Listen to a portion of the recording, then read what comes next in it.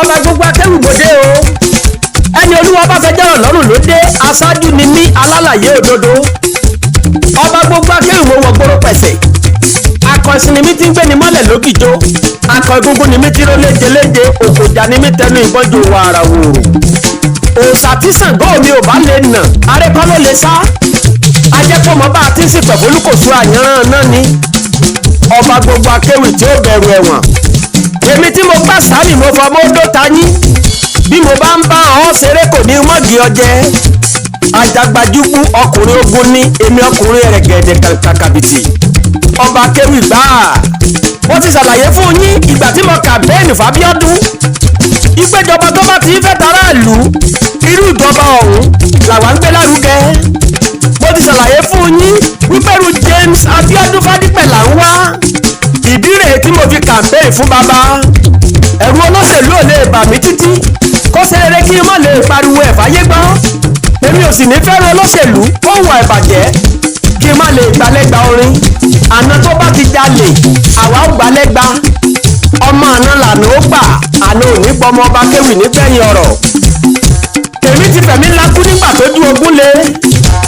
mo máa wọ́n èèyàn tó yẹ ká polongo ẹ̀ náà lókè ìpẹ̀kọ̀tàn bí o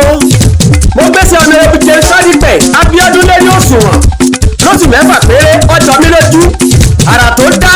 tírélà ọgọ́rùn-ún ò lè rù ú tán alábàjọ táyé Abíọ́dún fi dùn bí èkúrú ẹwẹ́ alábàjọ táyé ọmọ Fádípẹ̀ fi dùn ní yúgbàyúgbà ní gẹ́rẹ́ tó wọlé ló ti ṣàtúnṣe legislative complex tìjọba ìbílẹ̀ Òkè Ẹ̀rọ ọ̀rẹ́bù Abíọ́dún Fádípẹ̀ ló fẹ́ gbogbo ọ̀nà tí ń bẹ ní kọ̀rọ̀kọ́ndù ìjọba ìbílẹ̀ Òkè Ẹ̀rọ pátápátá ọ̀rẹ́bù Fádípẹ̀ ó ń dá ńláńlá ó ń dá bẹ́rà lọ́wọ́ ọ̀rẹ́bù Fádípẹ̀ ló ṣàfikún iná ní Mòjì Ègòsì Ìmọ̀dé iná wọn tí ń bẹ ń bẹ ó lè dúró déédéé ọkọ̀ mẹ́jọ ọ̀tọ̀ọ̀tọ̀ ló ṣàtúnṣe rẹ̀ níjọba ìbílẹ̀ Òkè Ẹ̀rọ kọ̀tán bí káwí bẹ́ẹ̀ kó rí bẹ́ẹ̀ tọ́lọ́run ọba ni mo sọ nípa Abíọ́dún mo polongo ẹni rẹ̀ mo sọ nípa àwọn àrà tí ń dá lọ́wọ́ ó jọ mí lójú ó ṣe mí ní kàyéfì ìdádẹ̀rọ tí ń lo náà sólà ló gbẹ́ sódù ọwọ́ wọ́n ẹ̀rìn mọ̀ pé àti lọ́ọ́ fà kọ̀tán bí o òun ló ṣe solar power street light ní ìdọ̀fin odò àṣẹ àti ìdọ̀fin ìgbànà òun ló kọ́ balance fence sí ẹ̀kàn àti ayédùn lẹ́kàn méje district ni mo wí ẹ wá ká lọ síjọba ìbílẹ̀ Òkè Ẹ̀rọ kẹwọ́ báyàgà wọn ti ń dá ńláńlá ó ti sẹ́ẹ̀rẹ̀ èròjà ẹ̀rọ katakata ló pèsè fáwọn tí ń wa katakata níjọba ìbílẹ̀ Òkè Ẹ̀rọ iṣẹ́ òbó lè dúró déédéé àríṣe àríkà ní bàbá rẹ̀ gò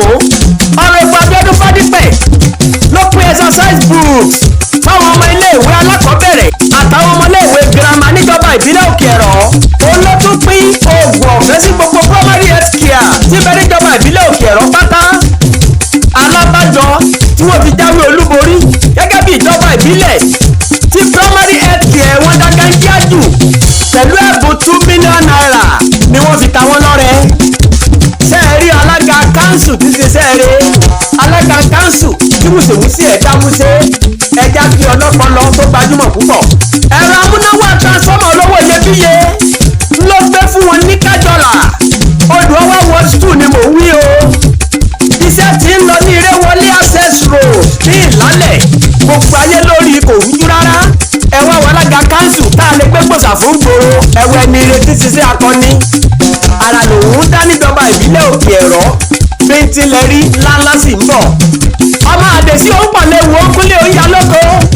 nídò lẹ́nìdò òde lárí ọlọ́mọ ọ̀fẹ́ ọ̀bàràkàtà gbogbo yẹn mọ́lẹ̀ léwu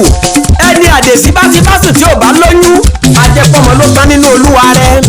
apá kìíní ni mo pe léyìí iṣẹ́ ń lọ níjọba ìbílẹ̀ Òkè Ẹ̀rọ ni mo pe apá kìíní ẹkún ojúlọ́nà fapá kejì ọba kéwì ń bọ̀ dẹ̀dẹ̀dẹ̀dẹ̀dẹ̀dẹ̀dẹ̀